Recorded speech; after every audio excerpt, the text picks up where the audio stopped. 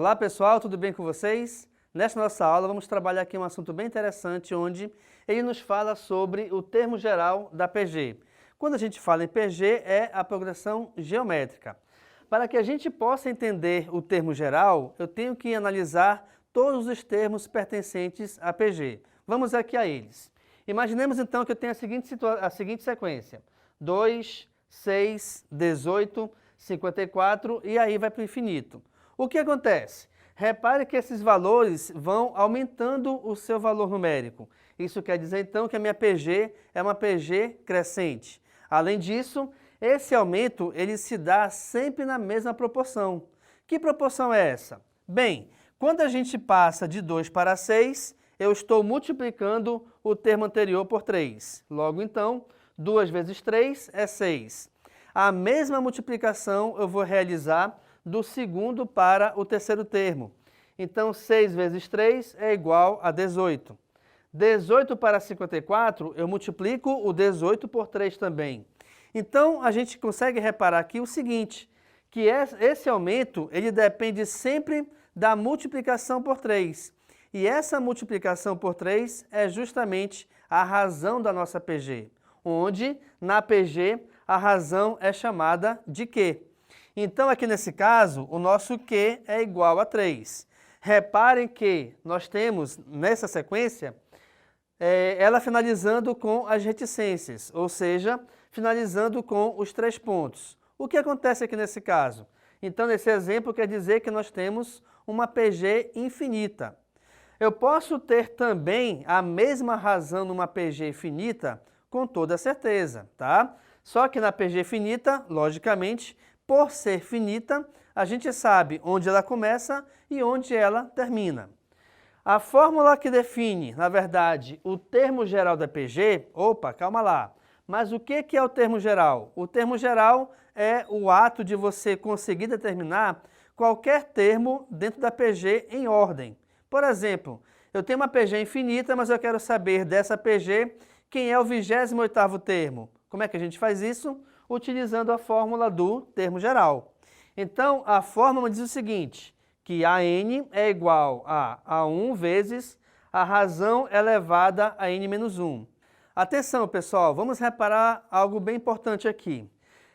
Esse N que é do AN é o mesmo N que pertence aqui à razão. Então, quer dizer, por exemplo, que esse AN é justamente o termo que a gente quer procurar. Como assim? Se de uma PG qualquer eu quero determinar quem é o seu 15º termo, aqui então eu quero descobrir quem é o A15. E devido ao fato de esse N ser igual a 15, automaticamente esse N pertencente à razão também será igual a 15. Então vamos lá. O N é o número do termo na sequência, ou seja, é a ordem desse termo. Se eu quero descobrir, se eu quero determinar quem é o terceiro, o 8º, 10º, 20º, 100º, não interessa a ordem dele, mas a ordem que você quer achar ou o termo que você quer procurar e determinar é justamente o valor referente à letra N. O A1 é o termo inicial, ou seja, é o primeiro termo da PG. E o Q é a razão, tá bom? Atenção, como é que a gente consegue também determinar, de repente, a razão tendo uma sequência de PG qualquer? Basta você pegar um termo e dividi-lo pelo termo anterior. Então aqui, ó, como é que eu sei que a razão é 3? Porque 6 dividido por 2 é 3. Ou ainda, 18 dividido por 6 também é 3. Ou, se você preferir, 54 dividido por 18 também é 3, tá? Então a razão a gente a encontra dessa maneira. Você sempre divide um termo pelo termo anterior a ele, certo? Vamos verificar aqui então um exemplo de aplicação de como a gente pode utilizar essa fórmula do termo geral para resolvermos qualquer situação que seja. Então vejamos.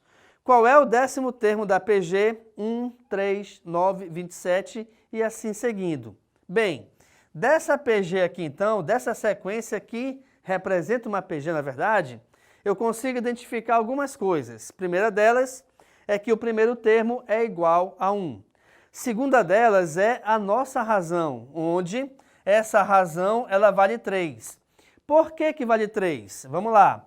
porque 3 dividido por 1 é 3, 9 dividido por 3 é 3, ou 27 dividido por 9 é 3. E aí você pode pensar o seguinte, ok, mas se de repente eu tiver um valor onde a divisão desse valor pelo anterior não for igual a 3. Por exemplo, vamos supor que eu tivesse aqui 1, 3, 9, 28. Opa! 3 dividido por 1 é 3, 9 por 3 é 3, 28 por 9 não é 3.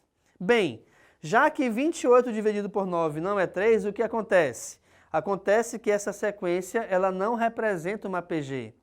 Ela não representando uma PG, a gente não pode utilizar, então, o termo geral da PG para resolver alguma questão com essa sequência, tá?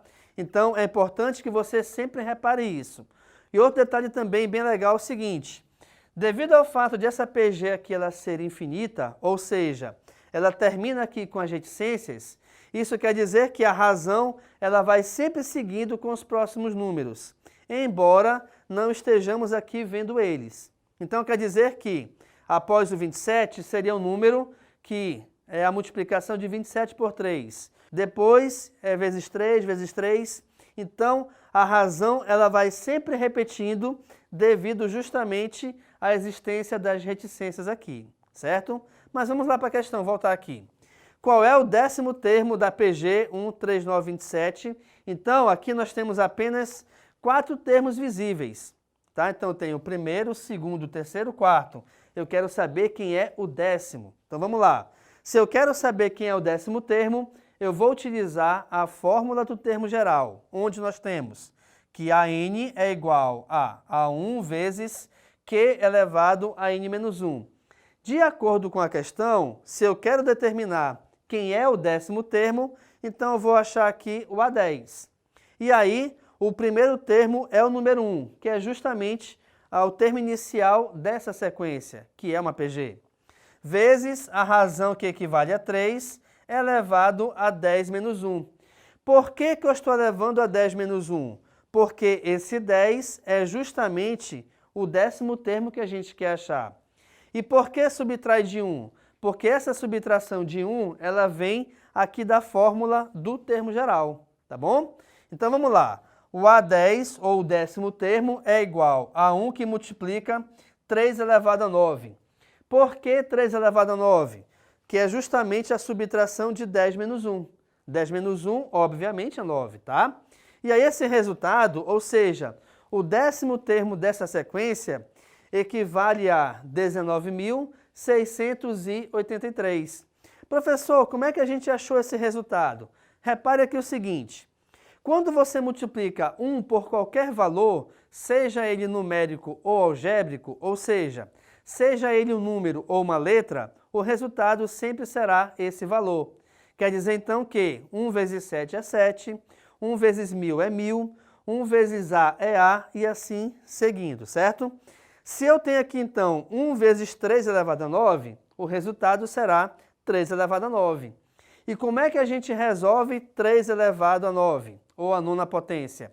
Bem, como o expoente aqui é 9, eu vou pegar o 3, repeti-lo 9 vezes e resolver a multiplicação entre todos esses valores, tá? Então aqui vou ter 3 vezes 3, que é 9, vezes 3, 27, vezes 3, vezes 3, vezes 3, até chegar ao nono termo.